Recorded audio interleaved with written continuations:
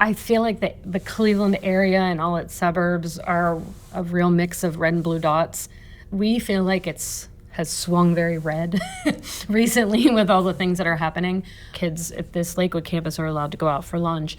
Lakewood is a really diverse, very LGBTQ affirming community. It always has been. It dates back to like the 40s and 50s. But there's still kids that ride the RTA, the public transportation to and from school, and they don't always feel safe. We get kids every day that enroll here. And, one of the top reasons is I didn't feel safe in my public school. So it's a real thing. The fear's a real thing. I'm feeling queer today. Welcome back to I'm Feeling Queer Today, a podcast that amplifies the voices of LGBTQ plus young people like me, for listeners like you, whoever you are. Brought to you by the Future Perfect Project. I'm Leah Lubinsky, and I use they, them pronouns. I'm Caiden Corrigan, and I use he, him pronouns. And I'm Oliver Leger, and I use he, him pronouns. You are listening to a special bonus episode of I'm Feeling Queer Today. This past season, we took a queer road trip all around the country to answer a big question. What is it like to be an LGBTQ plus person where you live? This episode is part 2 of our trip to Albert Einstein Academy, Northeast Ohio's first LGBTQ plus affirming school. If you haven't yet, go back and listen to part 1, then meet us back here when you're done. At the top of the episode, you heard from our superintendent and Albert Einstein Academy's co-founder, Christian Thomas, about queer safety in Cleveland and its surrounding suburbs. In this episode, you'll hear a roundtable discussion from trans students at AEA, original poetry, and a brand new segment we like to call Representation, putting the me in media. Plus, I sat down with my grandma and uncle to talk about the generational differences and how we learned about the queer community. But first, let's hear from some trans students at AEA about what it's like to attend an LGBTQ plus affirming school. Take a listen.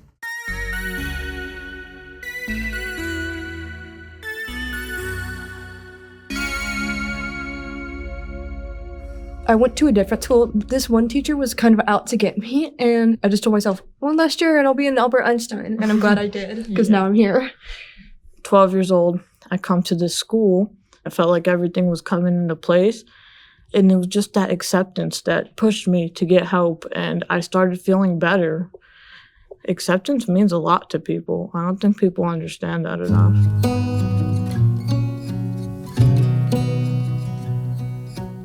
My name's Caiden. My pronouns are he, him. My name's Austin. My pronouns are they, them. My name's Oliver. My pronouns are he, him. I'm V, and my pronouns are they, them. My name is Ziggy, and my pronouns are she, they. My name is Carl, and I go by he and they. What is, one thing you guys feel that people aren't informed about enough about yourselves? I feel like internalized homophobia, and especially when people are trying to figure out who they are, if they have people around them telling them that there's something wrong with these type of people, then when they realize that they are that kind of person, then it's going to be really difficult for them to accept that. And most likely they will try to hide it instead of embracing it, which is very bad for their mental health. When I was younger, I did tell my family, and I wanted them to listen to me, and they were like, oh, you're just a tomboy, they just brushed it off, and it kind of sucked because it's like, I just told you who I was, and you just don't care. I just think it's hard for kids to fathom the fact that their parents' opinions could be wrong or hateful. A lot of times when children come out to their parents after discovering what being queer is through media they consume, the parents will think it's because of the media, but it's really just that they weren't exposed to information about what being queer is before. Representation is not conversion. Just because they're showing that they exist, that people like us exist, doesn't mean they're trying to make everybody like that. Say there was a gay couple who has a kid. If that gay couple sees a straight couple on TV and it's like, oh, they're trying to convert them and make them straight, they would see us as really weird. I think trying to hide your kids from things that exist, I think that just makes it worse. It does. Let them know it exists. It's not going to do anything to them. Being a human is having curiosity. And I hate when parents try to take that away from kids, We're always going to be curious about who we are, and it's awesome figuring out who we are. And when they try to block that off from us, it's like, what are you trying to hide?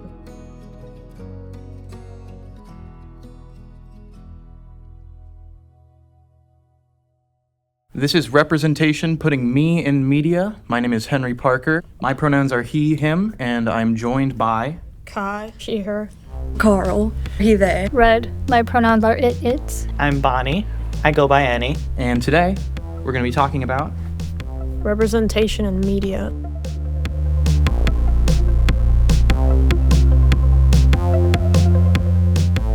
What is a standout example, like just immediately comes to mind? What do you see in media that makes you think about yourself? Games, movies, TV shows, books, art, music, anything like that of representation in media. Jinx from Arcane. I don't believe she was ever, by the creators announced to be a member of the queer community. She has a lot of struggles with getting past people who knew her by a different name to use the correct name, but she reiterates and continues to push people to use the correct one, and eventually gets a close family member of hers to use the correct name, which I relate to a lot because that's a struggle I had with my family for a good bit of time. Almost queer-coded character that, without even really being directly stated, the name thing that is a really relatable thing to a lot of trans people. I feel like people can relate back in that way, as did I. I think it's a great example of how not all queer media is explicitly queer. Yeah, you don't have to have the character wear a label for you to be able to recognize that you have similarities with the character and use them as a form of comfort. Yeah, I think of characters that are almost hive minds. This is a bit of a specific example, but the character Ermac from Mortal Kombat is just a composition of souls, essentially. They go by just they, she, he, she, they, anything, because it's literally a bunch of people's souls in a body, and it's kind of this subtle. It's not like they're queer or anything, but I don't know. I feel like it's just something. It's something, and I think it should be noted because any example of this is, in my opinion, normalizing it, and I think we should normalize it. Another thing about Steven Universe is there are trans allegories, I think, with Rose Quartz turning into Steven, kind of. When Steven goes there and he's like, okay, my name is Steven now, and also I'm a guy now. They're like, yeah, well, we know you as Pink Diamond, so we're just gonna call you Pink Diamond, okay. And he's like, oh, no, actually, I don't think that he's trans at all, but there are some trans allegories, and I do like it. Even in pieces of media where there aren't any explicit queerness to see, any kind of awareness that queer people exist is helping, I think, in a lot of pieces of media where just acknowledging, that there are gay people that exist helps. In a lot of TV shows, there's sometimes people call it ham-fisted, but where they just put a gay character in it. But I don't think it is. Gay people exist in real life. God damn it, they are, real people. You will come across one in your life, and that is more likely than not. When you're making an expansive universe of fictional characters, at some point, you're likely gonna have to go, how are we gonna deal with this? Steven Universe, one of the main characters, Steven, fuses with a character named Connie and becomes Stevani and uses they, them, and is very, androgynous. And I like that because it's never, explicitly stated that they are, a non-binary character. But a lot of people can relate to that as well. And that's actually how I figured out I was non-binary partially. I feel like there is this kind of message being spread around at the moment that these types of themes and kids shows are confusing. But when I was a kid and I saw this, I never was confused. To me, it was two characters fusing. It was it was second nature. It's like, okay, yeah, of course they're androgynous. It's a girl and a boy fusing. What's so confusing about that? But to a lot of people, it also meant a lot more than that. Getting to see like a character use they, them and get respect, that's all that's talked about. Like they were still a character that had a personality and had a backstory. Actually, thinking about it, it's a very natural way to introduce they, them pronouns. Have you ever heard of the Mechanisms? A band that retells old stories, but like music style.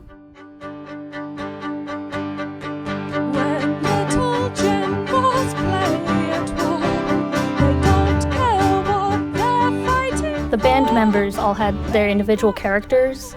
One of them was the toy soldier, who uses it pronouns. It uses the same pronouns as I do, but also everyone uses those pronouns correctly. Did it introduce you to the possibility that it was a pronoun? I think that the toy soldier is part of what encouraged me to go only by it, but I was familiar with the concept before. I really relate to the toy soldier both gender-wise and also because I have autism and I always feel like I need to do what other people tell me to, or else I get a social rule wrong. Sometimes I do what they tell me to and I get it wrong anyway. The toy soldier struggles with that too.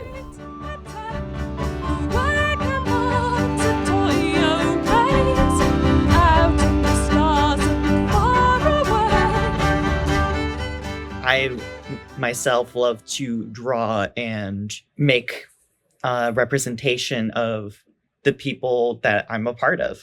I usually like to draw something that either represents me in some shape or form, or whatever the media or just anything that I'm trying to aim for. Is there a certain piece of media that you would suggest to queer people, to anyone listening? Stardew Valley, just a fun, relaxing game. You can just marry anyone, and I love that you can have a gay marriage and you can like adopt kids. Well, you could also have like what a straight family would have. It's also just a fun, relaxing game. It does feel like the LGBTQ community really enjoys these kind of soft, fun, like relaxed games. It's about building community. It's about harvesting, the fruits of your labor.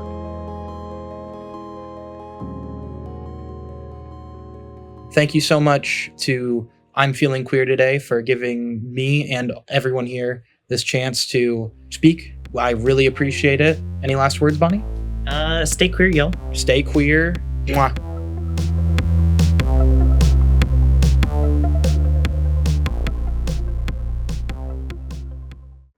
Not supportive.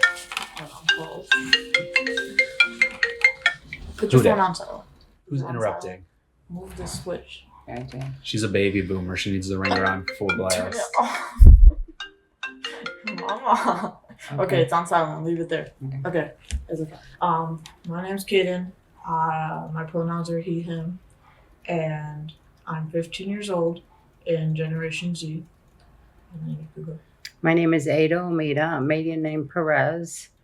My pronoun is her, she, and I'm from the generation baby boomers. My name is Angelo. I'm 35 years old, pronouns he, him, and I'm a millennial. Okay, so we'll start with Mama. Growing up, when did you ever figure out that queer people existed?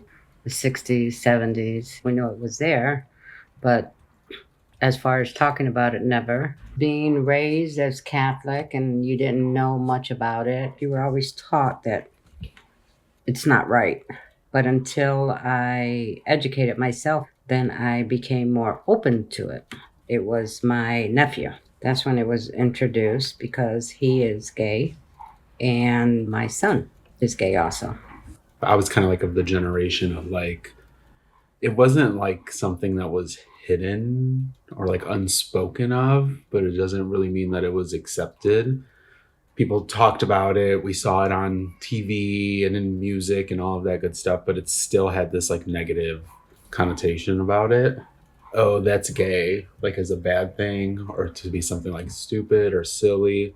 And as a young gay person, that was kind of scary. You're kind of the person that made the family comfortable enough for me to feel comfortable coming out, and I liked that. And then my mom is probably one of the most open people.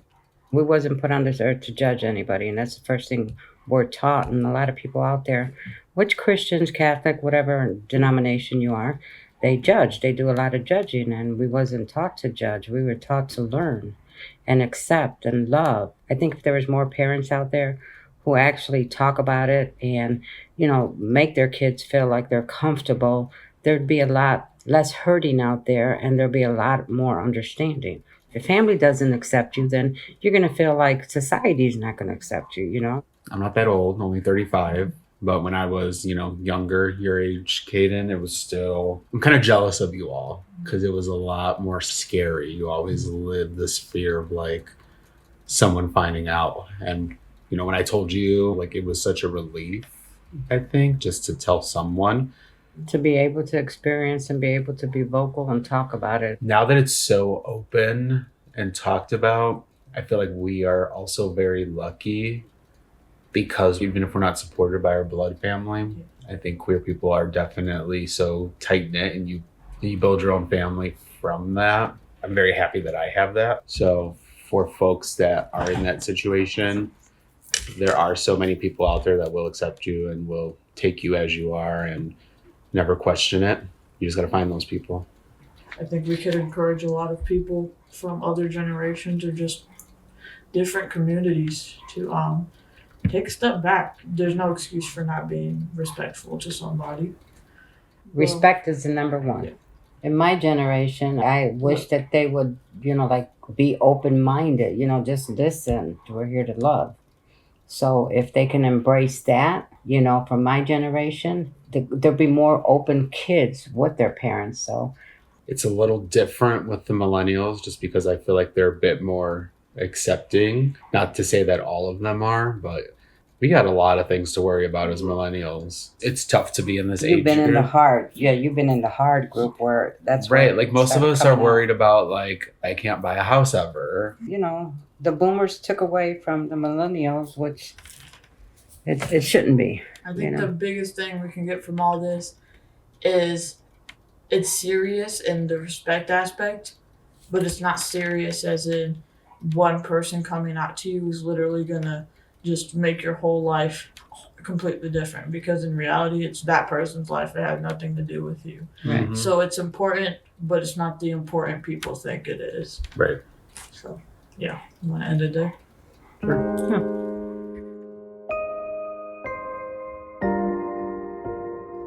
When I was little, I kept moving house from house because I wasn't really safe. Every time I would try to play with dolls with my biological family, I would get them taken away from me. And then with my other family, they would say, oh, I can only wear girl clothes when I'm inside, or and not at school, not outside, not when I'm at the park. When you come out to people as trans and you give them your pronouns, and they try to make a negotiation on you and respecting you, which you can't negotiate with who I am. That's just stupid. This family right now, they support me. They say I can wear girl clothes anywhere I want.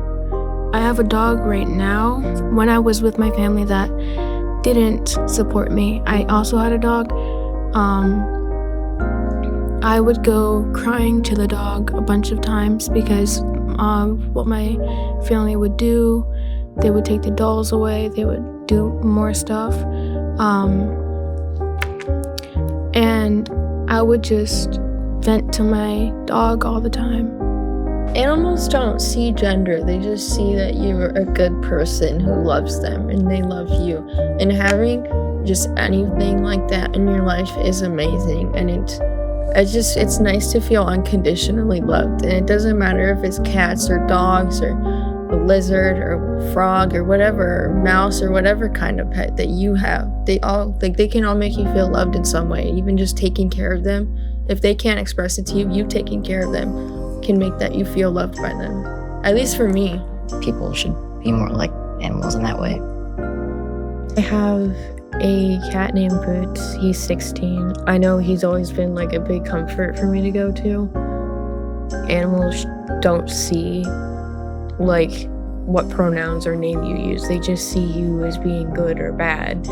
And like when you have that strong bond with an animal, it can mean a lot when you don't feel supported by the people around you, to know that that animal's still going to love you regardless. My mom got a rabbit, and I'm like, well, I want to keep living to see him and to feed him and to pet him. And I could tell he loved me, and I loved him too.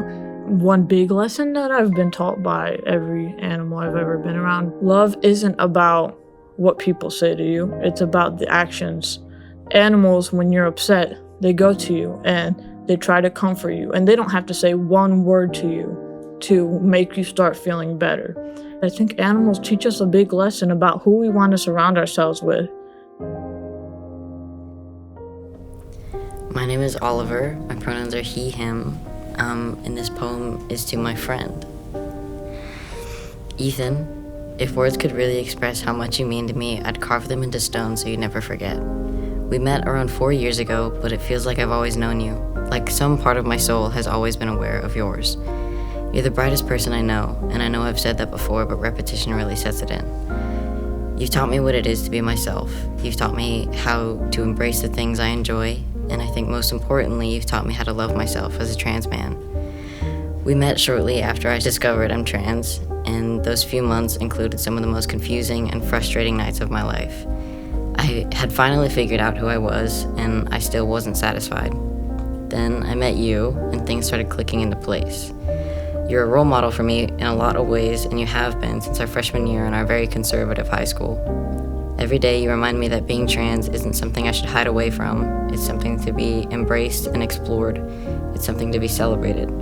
I don't know how to thank you for being there for me, but I'm going to spend the rest of my life returning the favor. With all my love, Oliver.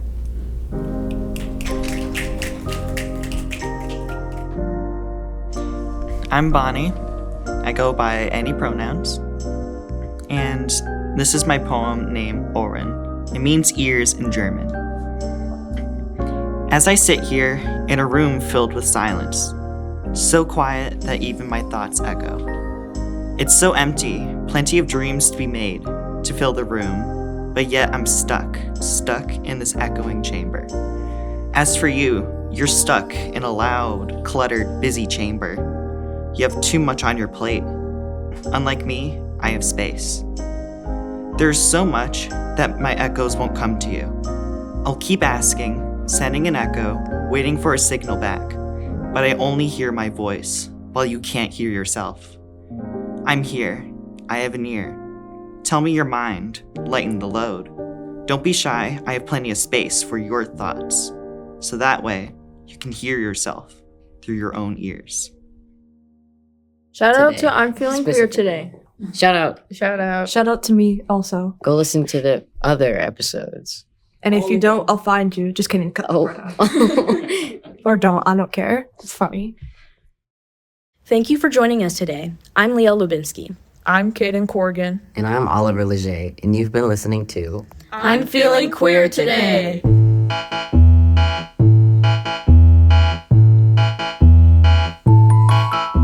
If you like what you hear, please give us a 5-star rating and share the show with your friends, family, or even your dog. A 5-star rating goes a long way to support us in making more episodes of the podcast. If you're new here, welcome to the party. Make sure you go back and check out the rest of the episodes from this season, where we took a queer road trip all around the country. Plus, stay tuned for more bonus episodes over the next few weeks. We want to hear from you. That's why we set up our own online voicemail box for you, our listeners, to leave us a message. Go to speakpipe.com/IFQT and drop us a line. That's speakpipe.com/IFQT. Let us know what you think of the podcast, any topics you want us to cover on the pod, and don't forget to ask yourself, how am I feeling queer today? For more information and resources about this episode, check out the show notes in the description, or check out the episode page at thefutureperfectproject.org/podcast. If you or a young person you know between the ages of 13 and 24 is currently in crisis, visit thetrevorproject.org for LGBTQIA+ specific support through text and chat, or call 1-866-488-7386. These resources will be in the show notes too. To learn more about the Future Perfect Project, head to our website, thefutureperfectproject.org, and find us on social media at The Future Perfect Project. Thank you to all our wonderful contributors: Henry, Bonnie, Ziggy, Carl, Kai, Ember, Austin, Red, V, my co-host Oliver, Caiden, our superintendent Kristen Thomas, and our principal Annie Forsyth, and me, Leo. And a thank you to my grandmother, Ada Omida, and my uncle, Angelo Omida, for their contributions in this episode. This episode was recorded in Columbus, Ohio, and produced by Celeste Lassine, Trudy Pooks, and Emma Jane Sislowski.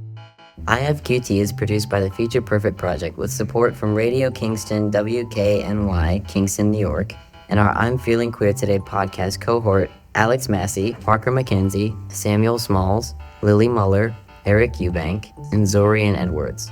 Our theme song is performed and composed by Alex Massey and produced by Emma Jane Sislowski. Additional music from Epidemic Sound.